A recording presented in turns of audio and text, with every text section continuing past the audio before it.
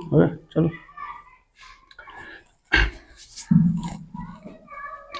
आज की class IUPAC पद्धति नेम पर है, जिसपे हम IUPAC पद्धति नेम ज्ञात करेंगे। कैसे निकालते हैं, कैसे हम लोग जानते हैं कि IUPAC पद्धति नेम लिखा जाता है। अब जैसे अब इसमें दिया IUPAC, इसका पहले हम नाम सुन लेते क्या होता है। I मिस होता है international, U miss union, P miss पूर्व, A miss apply, C miss chemistry. अब इसको ज्ञात करने के लिए पहले हमको कुछ फार्मूले और सूत्र मालूम होना चाहिए। ये मालूम होने के बावजूद ही हम इसको लगा पाएंगे। देखते हैं क्या क्या चीजें इसमें मालूम होनी चाहिए। इसमें लिखा हुआ है एल्केन। एल्केन, अब एल्केन का जो सामान्य सूत्र होता है वो होता है CnH2n+2। फिर दूसरा सूत्र हो जाएगा आपका एल्कीन। एल्कीन, एल्कीन का जो सामान्य सूत्र होता है हो जाएगा CnH2n होगा। और तीसरा फार्मूला जो होता है, इसका सूत्र होता है वो होता है एल्काइन। एल्काइन का सामान्य सूत्र होता है CnH2n-2। अब ये मालूम होने के बाद अब इसका देखते हैं प्राथमिक, या जो इसका दिया हुआ है वो प्राथमिक अनुलग्न। अब जैसे हम देख लेते हैं एल्केन का जो प्राथमिक अनुलग्न होता है वो होता है एन। आ जाएगा यहाँ पे ए और ना, एन हो गया। एल्कीन का प्राथमिक अनुलग्न जो होता है वो होता है ई और ना, बड़ी ई की मात्रा और ना। एल्काइन का जो प्राथमिक अनुलग्न होता है बड़ा आ की मात्रा और छोटी ई और ना, आइन। ये अनुलग्न होते हैं, इन्हीं की सहायता से हम IUPAC पद्धति नेम बनाते हैं। अब दूसरी चीज क्या ज्ञात करना है, देखते हैं कार्बनों की श्रृंखला। अब इनको ज्ञात करने के लिए हमको कार्बन मालूम होनी चाहिए कि कितने कार्बन हैं और उन कार्बनों का नाम क्या क्या होता है। जैसे देखा होगा C1 को कहते हैं मेथ, C2 को एथ, C3 प्रोप,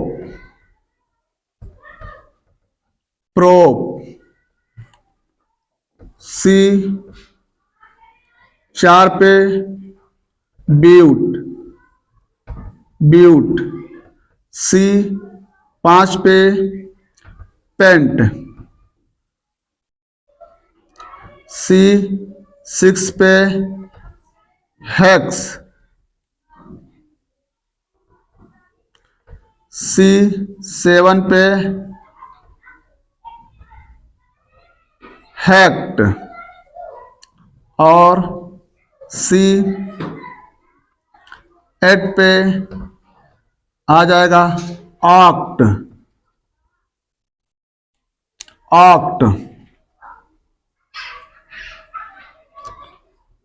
C9 पे होता है नॉन।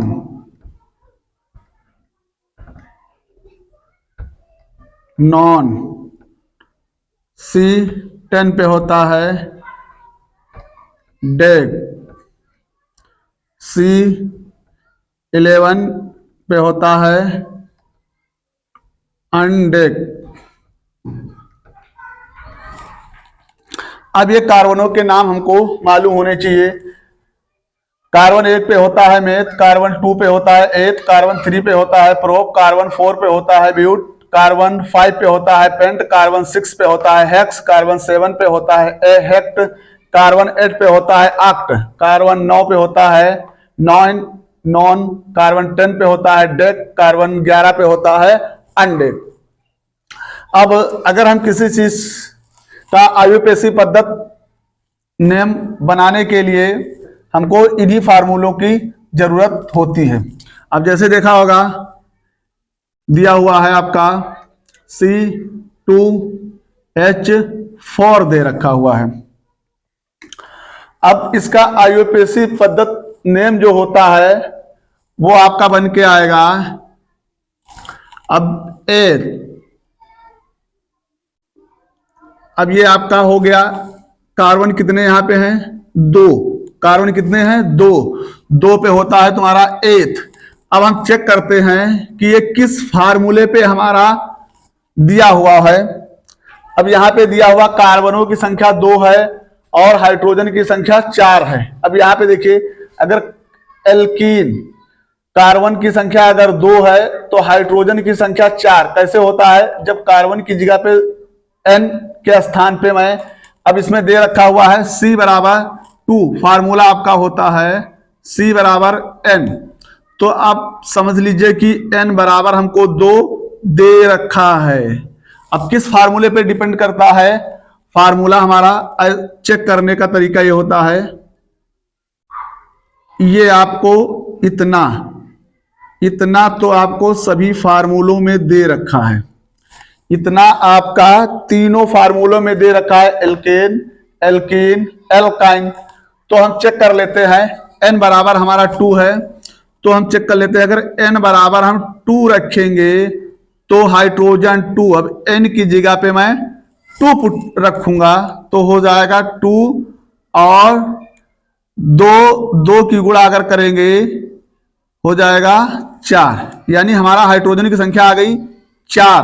अब 4 देखते हैं, अब समझने के लिए क्या होता है, एल्केन, एल्केन में +2 फार्मूले पे होता है और एल्काइन पे -2 होता है, लेकिन एल्कीन पे ना ही तो जुड़ता है ना ही घटता है कोई अंक। तो अब देखिए ये हो जाएगा 2 कार्बन है और हाइड्रोजन 4 हैं, ये हमारा एल्कीन के फार्मूले पर है। तो अब इसका मैंने बताया प्राथमिक जो अनुलग्न होता है इसका दिया होता इन, तो हो जाएगा एथीन। इसका जो आयुपेशी पद्धति नेम हो जाएगा वो हो जाएगा एथीन, क्योंकि कार्बनों की संख्या जो दे रखी 2 पे तुम्हारा है एथ, तो मैंने लिखा, सबसे पहले लिख लीजिए एथ, फिर अनुलग्न इसका देखते क्या होता है इन। अब यही हो जाएगा आपका ई और ना, हो गया इन, तो अब ये आपका हो गया एथीन, एथीन हो गया। अब इसी तरीके से हम अगला समझ लेते हैं, जैसे दे रखा है हमको कार्बनों की संख्या 5 और हाइड्रोजनों की संख्या है 12, तो अब मुझे पता हो गया कि N बराबर आपको 5 दे रखा है। तो जब 5 दे रखा है तो पहली कंडीशन, कार्बनों से 2 गुना हाइड्रोजन की संख्या होती है, कार्बन से 2 गुना हाइड्रोजनों की संख्या होती है। तो कार्बन अगर आपको 5 दे रखा तो हाइड्रोजन 5 दूना 10, यानी 5 दूना 10 होना चाहिए। अब देखते हैं, अगर 2 अधिक है तो एल्केन होगा, अगर 5 दूना 10 ही है तो मेरा एल्कीन होगा, अगर 5 दूना 10 से 2 कम है, घट रहा है, तो एल्काइन हो जाएगा। अब देखते हैं 5 दूना 10, 10 से 2 ज्यादा यानी जुड़ रहा तो हमारा हो जाएगा एल्केन। तो अब इसका जो सामान्य सूत्र होगा, कार्बन कितने दे रखे हैं मुझे 5, कार्बनों की संख्या 5 पे होता है पेंट। अब पेंट, अब लिख लेंगे हम पेंट। अब इसका अनुलग्न जो क्या होता है पेंट, ये होता है एन, आपको दे रखा है यहाँ पे एन। अब इस पे क्या हो जाएगा पेंटेन, ये आ जाएगा आपका आयुपेशी पद्धति नेम पेंटेन हो जाएगा। और अब अगला फिर देख लेते हैं, आगे देखते हैं, अभी 2-4 और इसी तरीके से एग्जाम्पल देखेंगे तो हमारा क्लियरिटी समझ में आ जाएगा। कैसे बनते हैं। अब मैंने ले लिया कार्बनों की संख्या आपको दे रखी है 4 और हाइड्रोजनों की संख्या दे रखी है 6 दे रखी है। अब इनको मैं फिर चेक करूंगा कि कार्बन 4 दे रखा है, यानी n बराबर 4 दे रखा, तो हाइड्रोजन कितने होने चाहिए। पहली बात तो 2 गुने, इन एल्केन एल्कीन एल्काइन के सूत्रों में 2 गुने हाइड्रोजन आपके होने चाहिए कार्बन से। अब इसके 2 गुने, तो 4 का अगर मैं 2 गुना करूंगा हो जाएगा 8।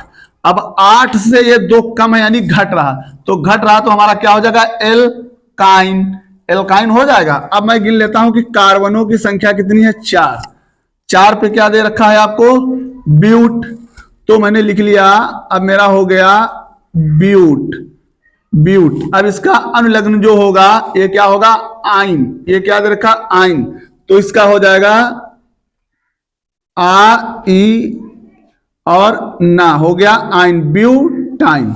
इसका आयुपेशी पद्धत नेम हो गया ब्यूटाइन दे रखा है। अब इसी तरीके से और हम चेक कर लेते हैं, 2 4 5 और देख लेते हैं। अब जैसे दे रखा है इसमें C6H12, अब इसमें क्या है कार्बनों की संख्या, मैंने कहा कार्बन की संख्या से हाइड्रोजन 2 गुना होना चाहिए यानी 12। अब 2 गुना मतलब 12, तो 12 ही यहां पे दे रखा है यानी 12।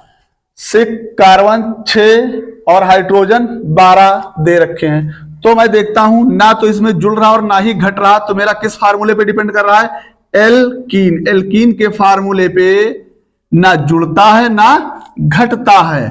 तो कार्बनों की संख्या यहां पे कितनी दे रखी 6। अब 6 पे कार्बन क्या है हेक्स, क्या दे रखा हुआ है हेक्स। अब इसका अनुलग्न जो है ये हमको दे रखा है इन, तो क्या हो जाएगा हेक्सीन। इसका आयुपेशी पद्धत नेम हो जाएगा हेक्सीन। कार्बनों के बाद हम इस मात्रा जो पीछे दी होती है अनुलग्न, इनको कहते हैं, इन्हीं का प्रयोग करते हैं। अब जैसे यहां पे दिया कार्बन 6, अब 6 पे आपको दे रखा है हेक्स, तो मैंने क्या किया हेक्स को लिख लिया, हेक्स को लिख लिया। अब हेक्स के बाद देखते हैं किस फार्मूले पे है इसका अनुलग्न आते, एल्कीन के फार्मूले पे है, तो यहां पे दे रखा है इन, तो मैं इन लगाऊंगा, यहां पे हो गया बड़ी ई की मात्रा और ना, क्या हो गया हेक्सीन हो गया। अभी एक और चेक देख लेते हैं इसी तरीके से, कार्बोनिक की संख्या दे रखी है 6 और हाइड्रोजन की संख्या दे रखी है 10। अब मैं देखता हूं कि कार्बन से हाइड्रोजन 2 गुना होने चाहिए, तो इसका 2 गुना हो गया 12। अब 12 में से 2 घट रहा यानी मेरा घट रहा, तो ये आ जाएगा एल्काइन के फार्मूले पे एल्काइन। अब जब एल्काइन पे आ गए तो कार्बन 6 पे क्या आपका होता है हेक्स, हमारा कार्बन पे क्या होता है हेक्स हो जाता है।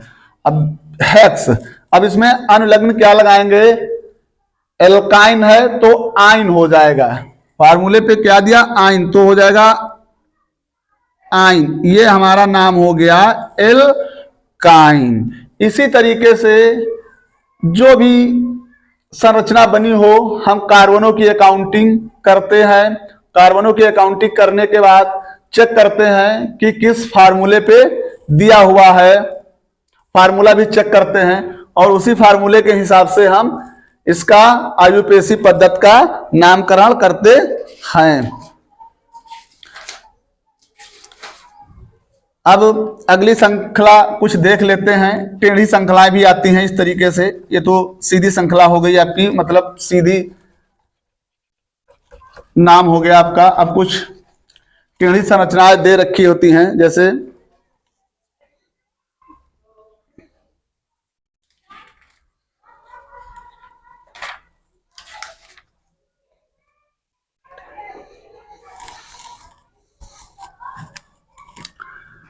दे रखा हूं आपको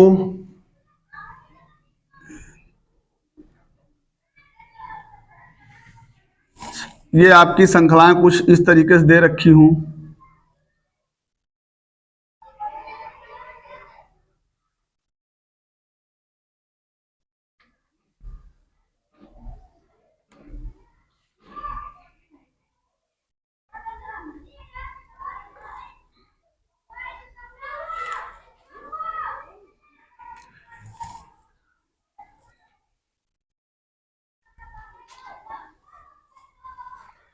ये हमारी श्रृंखला दे रखी है। अब इसमें सबसे पहले इसको बनाने के लिए हम क्या करते हैं, फिर हमने वही बताया था कि इन श्रृंखलाओं में सबसे पहले हम कार्बनों की अकाउंटिंग करते हैं कितनी होती है। कार्बन दे रखे हैं आपके 1 2 3 4 5, कार्बनों की संख्या हमको दे रखी है 5। और फिर हाइड्रोजनों की संख्या हम गिन लेते हैं कितने होते हैं। हाइड्रोजनों की संख्या हमारी हो इसमें दे रखी है 10 2 12। फिर हम चेक कर लेते हैं कि हाइड्रोजन हमारा कार्बन से 2 गुना होना चाहिए, यानी 5 दूनी 10। अब 10 से देखते हैं कि 2 कम है या ज्यादा है, यानी ज्यादा दे रखा है 12 दे रखा है, तो 12 हमारा किस फार्मूले पे आएगा, एल्केन आएगा। तो सबसे पहले हम देखते हैं 5, कार्बन कितने 5 पे हमारा होता है पेंट, 5 पे हमारा होता है पेंट। और फिर देखते हैं इसका अनुलग्न क्या होता है, एल्केन पे होता है एन इसका अनुलग्न होता है ए और ना, तो इसका आयुपेसी पद्धति नेम हो जाएगा पेंटेन। अभी इसी श्रृंखला में अगर हम कह दें कि हमने 2 हाइड्रोजनों को हटा दिया गया, अब जब 2 हाइड्रोजन हटा दिया गया तो हमारा फिर क्या बन के आया, कार्बनों की संख्या हो गई आपकी 5 यानी, और हाइड्रोजनों की संख्या हो गई 10। अब आपको पता होना चाहिए कि कार्बन से हाइड्रोजन 2 गुना यानी 5 दूनी 10, तो हमारा किस फार्मूले पे आता है, एल्कीन वाले पे। क्या है इसमें पेंट तो हो पेंट, अब एल्कीन तो क्या हो गया पेंटीन, इसका आयुपेसी पद्धति नेम हो गया पेंटीन। अगर हम देख लें कि अगर 2 हाइड्रोजन हम और कहीं से हटा देते हैं, फिर इसके बाद देखते हैं क्या होता है। अब हमने हाइड्रोजनों को हटा दिया, 2 हाइड्रोजन मैंने और हटा दिए। अब हमारा जो कार्बनों की संख्या कितनी दे रखी है 5, और हाइड्रोजनों की संख्या आपकी हमारी हो जाएगी 8। तो अब मैंने कहा था कि कार्बनों से 2 गुने पे हाइड्रोजन होता है, 5 दूनी 10 होने चाहिए, मगर क्या है 2 घट गया। अब घटने पे क्या होता है, इस फार्मूले पे एल्काइन के फार्मूले पे हमारा आता है। तो हम क्या करेंगे, कार्बन हमारे 5 हैं तो पेंट हो जाएगा, और इसका अनुलग्न जो होगा आइन, इसका जो आयुपेसी पद्धति नेम हो जाएगा पेंटाइन। इस तरीके से हम आयुपेसी पद्धति नेम को ज्ञात करते हैं। अभी काफी बड़ी बड़ी श्रृंखलाएं आती हैं, उनको ज्ञात करने के लिए कुछ ज्यादा नहीं, थोड़े नियमों चेंज होते हैं, और उस चीज को हम अगली वीडियो में कंफर्म कर देंगे।